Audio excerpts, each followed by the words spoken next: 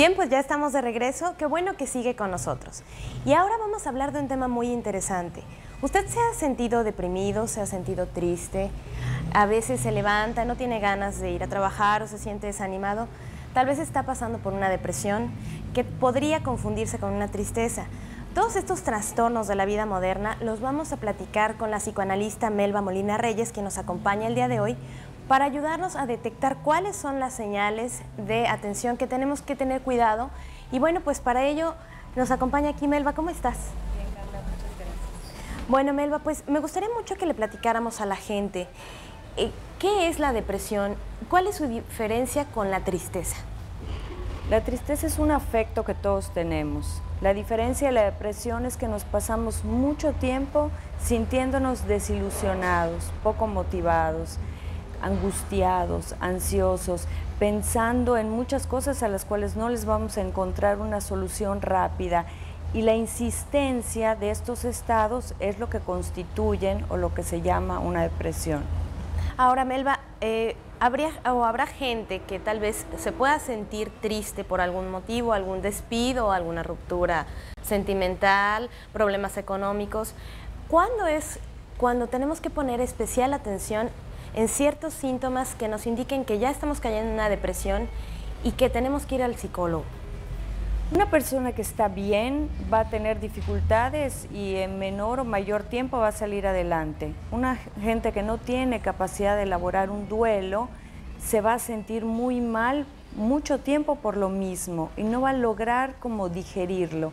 Cuando esto persiste, entonces sí es importante pedir ayuda, porque igual no tiene que ver únicamente con la pérdida de ese trabajo, sino con no poder tramitar lo que se pierde y en un momento dado sentirse sin posibilidades de resolución.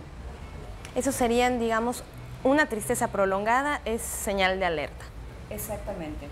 Ahora, Melba, aparte de la depresión, la tristeza y estos problemas que son, digamos, cotidianos, muchas veces también nos vemos por la modernidad y el ritmo acelerado de vida en el que vivimos actualmente.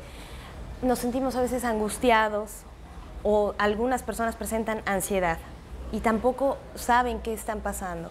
Me gustaría que le explicaras al público qué es la ansiedad, qué es la angustia y cuándo también hay que acudir con un especialista. Claro, la ansiedad son señales que el cuerpo nos manda para que estemos alertas y nos podamos proteger. Eso a todos nos pasa y es hasta sano sentir esa ansiedad. Porque si estoy nerviosa ante una situación, puedo sentir un ritmo cardíaco acelerado, puedo sentir una especie de cerrazón en la garganta, por ejemplo, algo de sudoración. Eso me hace pensar que tengo que estar en alerta y me hace poner todos mis mecanismos para funcionar bien. Esa es una ansiedad normal. Ahora, la angustia es un fenómeno que igual es somático, igual es del cuerpo, pero que no sabemos por qué nos pasa. De repente tenemos la sensación de ahogamiento, de asfixia, incluso cuando son crisis, bueno, uno puede llegar a pensar hasta que se va a morir, pero no es cierto. Ahí entonces sí tiene que averiguar qué es lo que le pasa. A muchas personas nos podría pasar eso, pero no necesariamente todos estamos respondiendo a lo mismo. En un momento dado, la orientación de alguien para saber qué le está pasando sería muy recomendable, ¿no? Antes de llegar a tomar medicamentos para tranquilizarse. Claro, y bueno, qué bueno que mencionas esto de los medicamentos, porque hay gente que confunde el ir con un psicólogo, un psiquiatra, un psicoanalista. Me gustaría que le explicaras al público cuáles son las diferencias y por qué acudir a cada uno de estos especialistas. Claro, el psicólogo básicamente entiende el comportamiento humano a partir de diferentes teorías y dispone de herramientas entonces para evaluar diferentes factores como para determinar la personalidad. Se puede entrenar en diferentes teorías o diferentes caminos que le permiten entender qué le pasa al sujeto y brindarle una opción en tanto la cura o que pueda resolver lo que le pasa. El psiquiatra es un médico, es el que receta y después se especializa en qué pasa con el organismo para que uno responda de una o de otra manera. Y son los que recetan los medicamentos. Y el psicoanalista, que puede ser psicólogo o psiquiatra, es el que más que nada se cuestiona, es un investigador de la psique. Empieza a entender cómo se estructura un sujeto, cuáles son las modalidades y puede en un momento dado determinar si la persona está sufriendo mucho, canalizarlo con un psiquiatra, que repito, igual puede ser psicoanalista. O sea, el medicamento vendría a funcionar como un estabilizador del estado del ánimo, más que como algo que resuelve. Es como si yo tengo mucho cansancio y sueño y me tomo una taza de café. Lo que va a hacer es influir en la bioquímica de mi cerebro y lo que voy a hacer es estar más alerta, pero el cansancio no se va a resolver, eso solamente con dormir. Esa es la función, metafóricamente hablando, del medicamento psiquiátrico. Ahora, hablas precisamente del psiquiatra. Mucha gente también cree que el ir al psicólogo, y es muy normal, si voy al psicólogo, no voy porque no estoy loco, que es la creencia general de las personas, ¿no? Si yo estoy bien y puedo con esto. Pero tú lo acabas de decir, hay momentos en que la gente no puede con sus propios problemas, no pueden resolver ciertas problemáticas de su vida. Entonces, ¿qué es el primer paso? Ir al psicólogo. Yo recomiendo ir con un orientador, con un clínico, sí, alguien que tenga la posibilidad de determinar qué tan grave está, para poder primero evaluar el estado de la persona y darle alguna recomendación. A lo mejor sí sería un psicólogo, primero que nada, clínico. Y después, bueno, ver a un psiquiatra en cuanto no se tiene por qué sufrir. Lo ideal es que sea canalizado por alguna otra persona. O sea, muchas veces yo no puedo trabajar con alguien porque su estado de ánimo está muy exaltado. Entonces, un medicamento permitiría que el sujeto esté en óptimas condiciones para poder entonces trabajar con los conflictos psíquicos, con lo que le pasa, con su vida. Ahora, hay otra cuestión, Melba.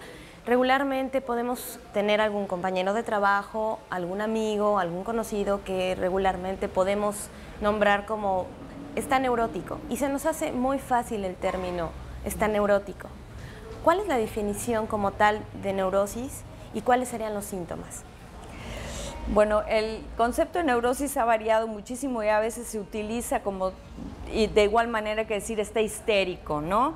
Vamos a entender la neurosis como una persona que se enreda mucho, que se conflictúa mucho, a tal grado que empieza a sufrir. Entonces, una gente que sufre, ya sea en lo real porque las cosas no le salen como quisiera, o psíquicamente siente mucha angustia, es una persona que está neurótica como todos, pero en un grado que sería bueno que tuviera algún tipo de apoyo.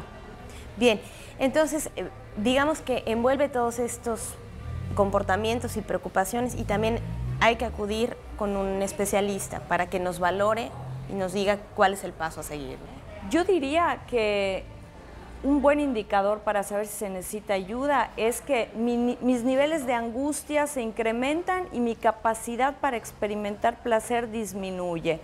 Y si eso está por mucho tiempo, definitivamente, pues más vale averiguar qué me está pasando, por qué no estoy siendo capaz de disfrutar, de experimentar placer desde diversas instancias.